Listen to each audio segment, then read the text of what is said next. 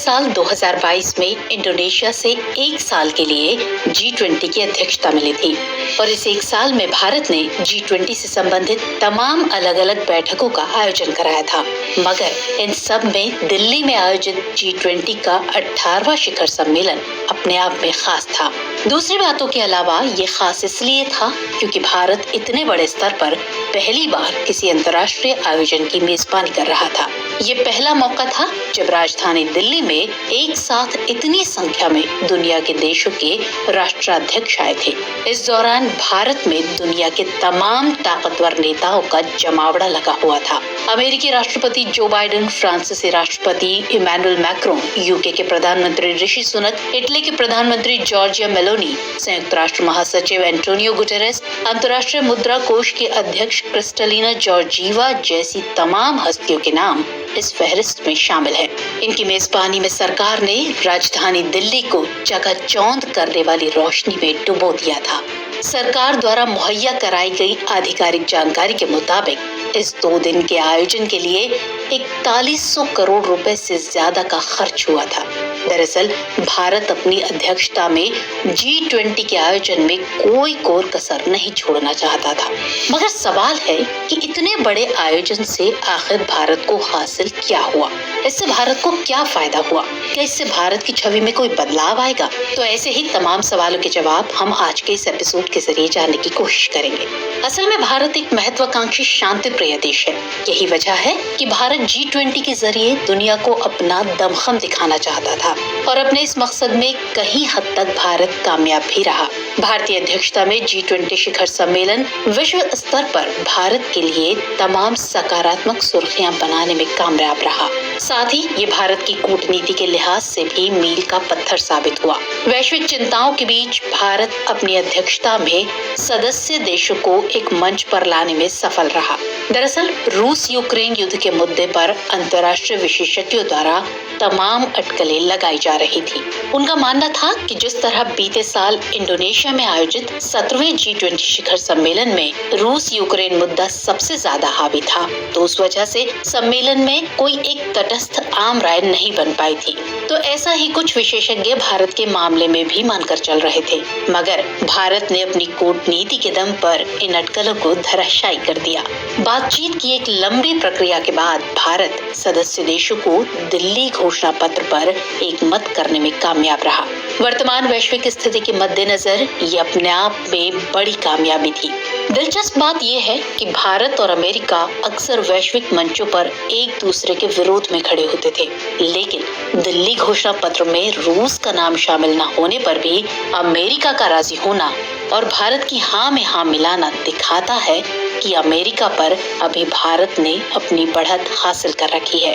और इससे भी ज्यादा अहम ये है कि भारत इस सम्मेलन के जरिए ग्लोबल साउथ यानी वैश्विक दक्षिण के नेता के रूप में सामने आया है।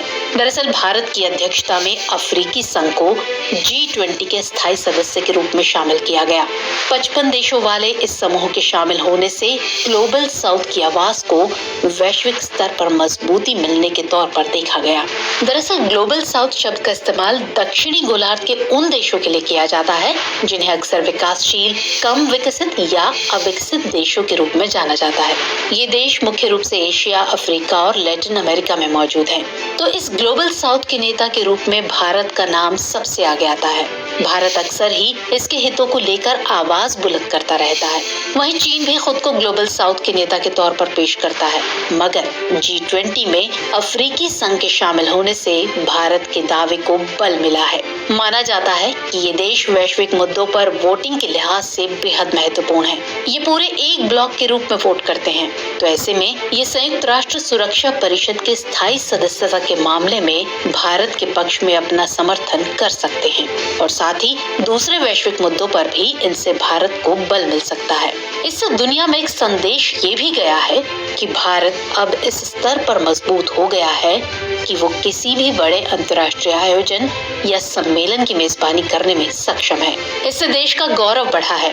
साथ ही G20 की पूरी अध्यक्षता के दौरान भारत भारत का तटस्थ नजरिया और दिल्ली घोषणा पत्र में लिखी बातों के लिए सभी देशों को राजी करना दिखाता है कि भारत की अपनी एक तटस्थ नीति है जो बिना किसी दबाव के काम करती है।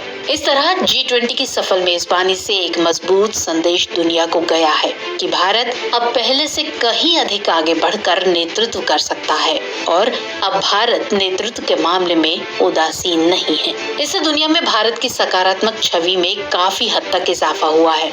इस वजह से भारत अब ज्यादा मजबूती से कह सकता है कि मौजूदा वैश्विक संस्थाएं उभरती विश्व व्यवस्था का प्रतिनिधित्व नहीं करती हैं, जैसा कि भारत अक्सर पहले भी कहता रहा है। तो कुल मिलाकर G20 की अध्यक्षता भारत के इतिहास में एक बहुत ही महत्वपूर्ण क्षण था। आजादी के बाद से भारत बहुपक्षीय संस्थानों के साथ जुड़ा रहा है और समकालीन वैश्विक चुनौतियों से निपटने में योगदान दिया है।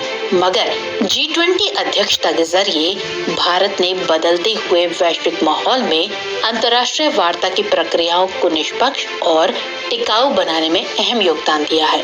साथ ही अमेरिका के अलावा यूरोप के देशों को साथ कर बिना रूस और चीन को नाराज किए भारत ने एक संतुलन वाली तटस्थ नीति का परिचय दिया है। हालांकि चीन भारत के लिए चुनौती के रूप में उभरा है, इसलिए भारत पश्चिम के साथ अपने संबंधों को धार दे रहा है। असल में भारत इस बात से अच्छी तरह वाकिफ है कि ऐसे समय में जब चीन का उदय वैश्विक रणनीतिक प्राथमिकताओं को आकार दे रहा है, भारत का पश्चिम के साथ मजबूत जुड़ाव एक नीतिगत अनिवार्यता है। चीन को संतुलित करने के लिए पश्चिम को भारत की खास जरूरत है। यही वजह है कि रूस यूक्रेन युद्ध पर भारत के तटस्थ नजरिए के बावजूद पश्चिम के साथ भारत के संबंध मजबूत हुए हैं और जिनकी वजह से भारत ने G20 के दौरान इसे अपने पक्ष में करने में कामयाबी हासिल